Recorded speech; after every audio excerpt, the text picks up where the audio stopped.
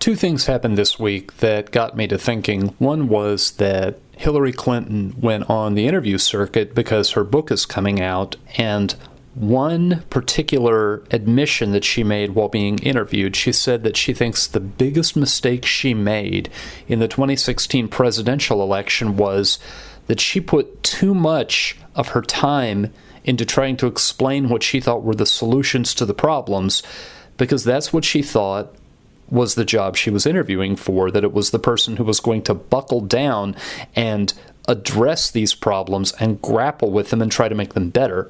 And looking back, she says what she needed to do more of was she needed to show, observably, perceptibly demonstrate that she got it, that she was hearing people and that she understood their anger and their frustration. Instead of just deflecting that and turning to, well, here's how we solve it, she needed to help people feel confirmed, help them feel heard.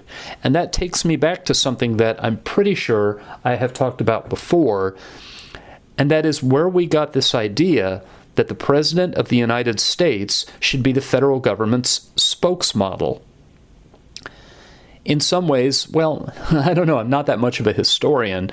There have been a lot of occupants of the Oval Office who've been very charismatic. You probably could trace it back to Teddy Roosevelt, and Teddy Roosevelt was a very, very big personality, and a lot of the support he generated, he's the one who referred to the office as a bully pulpit.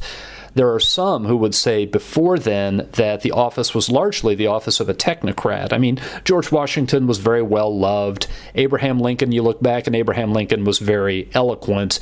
But Abraham Lincoln was also, in a lot of settings, a little bit socially awkward, and he could only speak with that kind of eloquence when he had written his remarks out word for word. In an era in which impromptu speaking was the measure of a man, Lincoln refused on multiple occasions to make remarks on the spur of the moment because he had to sit down and think and write.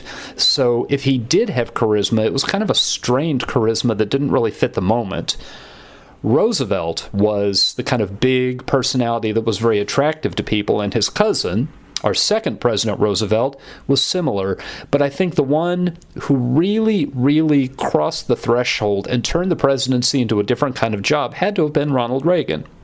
What Ronald Reagan was able to do and win election to the Oval Office twice in huge, huge landslides was he was able to look through a camera and project his warmth and project his appeal to where people felt a sense of connection with him.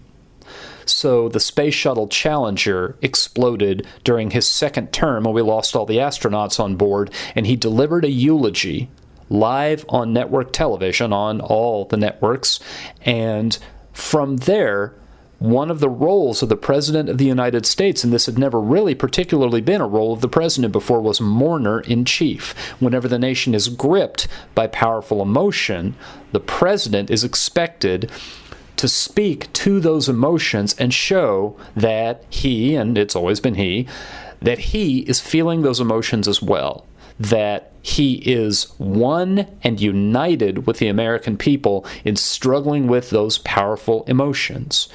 Well, jump ahead 1, 2, 3 administrations, however many administrations, to the George W. Bush administration, and you get to Hurricane Katrina. And President W., the second George Bush, had so many stumbles, so many moments when he was utterly and completely tone deaf and really blew huge holes in his base of support by stepping out in front of cameras, being lighthearted, carrying his usual persona of not taking the job too seriously. All the while, there are people who are absolutely desperate and feel ignored and feel forgotten, and in some sense, his persona, what he's projecting in front of the cameras, is reinforcing that impression. So the other thing that happened this week, fairly obviously, was that there were a number of natural disasters. We are still coming off of Hurricane Harvey, coming through Houston. We have Hurricane Irma making its way up through Florida. the part of the country that I live in has had terrible wildfires, and the city I live in has had such terrible smoke that our air quality, the score for the air quality was the worst it's been since records were kept. So this is just this past week, very much there have been people in all different parts of the country who've had their lives ripped apart by natural forces beyond their control. And when that happened to President Bush, it was so very important that the test that he was brought to and the test that he failed pretty thoroughly was in reflecting back the feelings of the country. In other words, being the spokesmodel in chief. In other words, doing what Hillary Clinton says she failed to do during the 2016 election, which was to show the country that she got it. Not just solve the problem, but show that she got it. And Donald Trump has made a couple of mild missteps. His first attempt to go and troop the colors and show sympathy for people on the ground in Houston didn't go that well. He spoke to a rally. There was a fair amount of criticism. Nothing like the big shift in support that George W. Bush suffered around the time of Katrina. But Donald Trump brought along his wife, and here she was dressed in stiletto heels to walk around the site of a disaster. And there were a few people who made rude remarks about that. But that was the one thing that's true is the natural disasters that went down pretty much wiped Trump out of the news for the week. We got what some people have been wishing for since November, which was several consecutive days where you didn't have to turn on the news and see the latest thing that Trump had said or done and feel terrified about what was going to follow. Instead, you could just feel terrified about natural forces. At least you got a break from worrying about one by getting to worry about another. But so much that role of the presidency, and not just the role of the presidency right now, but the disproportionate, to my mind, importance of skill in that behavior, that weighed very much on my mind this week, where I thought, how did we let that happen? How did we let the office of President of the United States, the chief executive, and executive is an important word, the chief executive officer of the United States federal government, the one with the access to the nuclear launch codes, the one who gets to make a lot of spending decisions over mind-mangling trillions of dollars. How is that role not occupied by a technocrat? How do you put someone in that role who's not an expert in thinking through complex situations with the assistance of a lot of advisors, I'm sure, but still, what you have to be good at, I would think, to do that job properly, it should be plain to see that what you have to be good at is making decisions. What you don't have to be good at is going in front of a camera. And where did we get to the point where how effectively you can put on a show in front of a camera was the measure of people's satisfaction?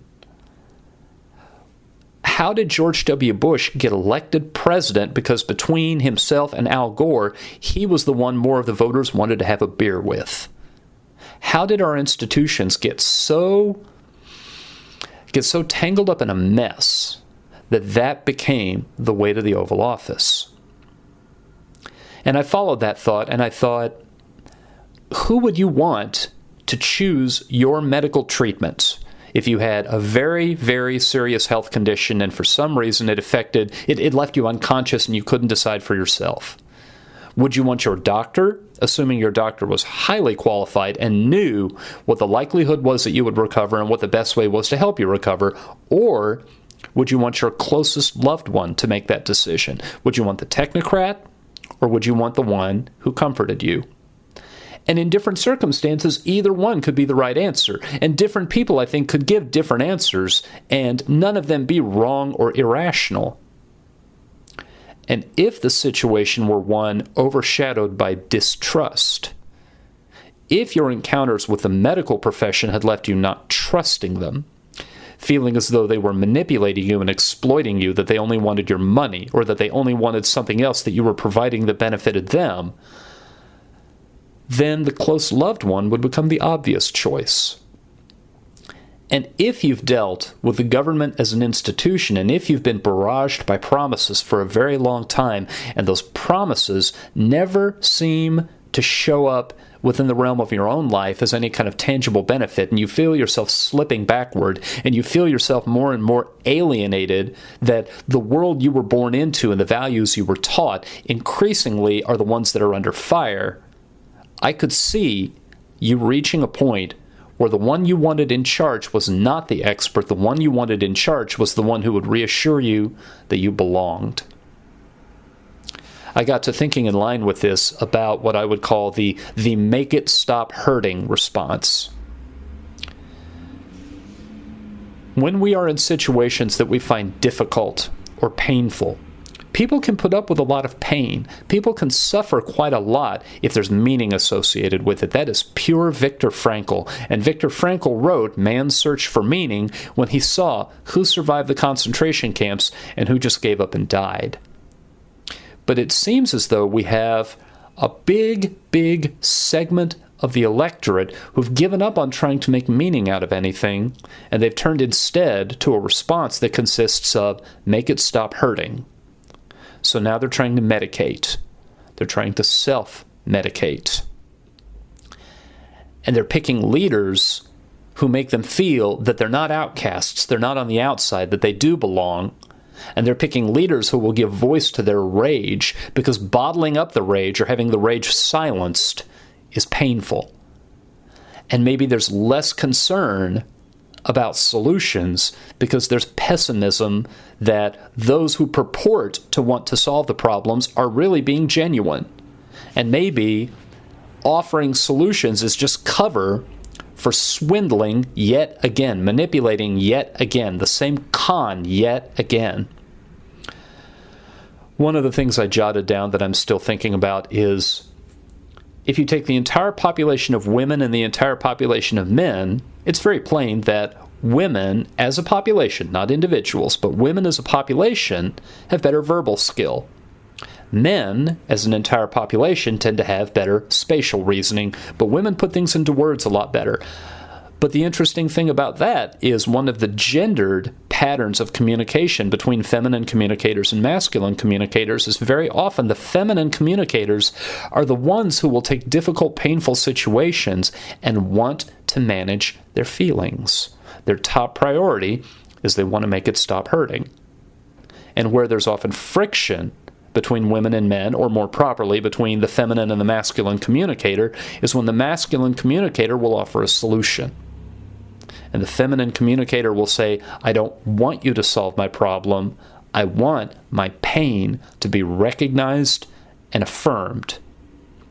And when that comes from the segment of the population who are better equipped, whose brains are put together in such a way that they have a more rich vocabulary, that they can put things into words a lot more effectively, and still they are the ones who will put managing the pain, addressing the pain as a higher priority than solving whatever is the root cause of the pain, then something is going on there. I have to admit, my bias is very much in favor of let's try to name the problem to the best of our ability, no matter how flawed language is as an instrument. Let us try to dig down and reach an understanding of what the root causes of these feelings are, and let's try to solve them. I teach in my classes the venting hypothesis is completely bankrupt. The idea that you take these powerful feelings and express them loudly, and it removes the pressure of having to bottle them up. No, those feelings are just going to get stronger. I've talked about this before. And I believe that the way you make the pain go away is to resolve it. And when a solution is in place, the solution is the perfect analgesic to all that pain.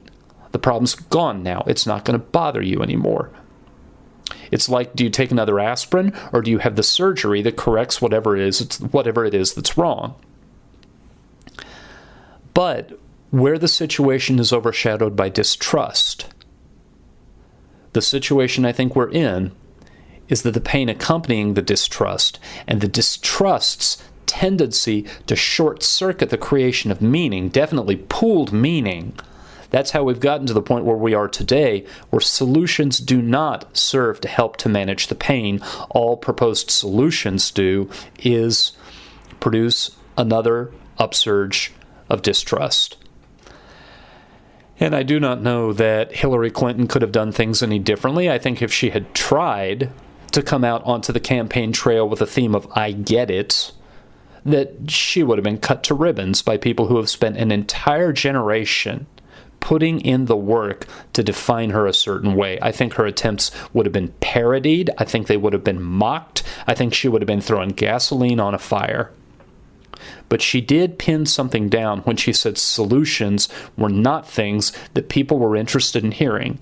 And that's a symptom, and that's a facet of the problem, and it's a stubborn one, and it tempts me to feel very, very discouraged, but not entirely discouraged.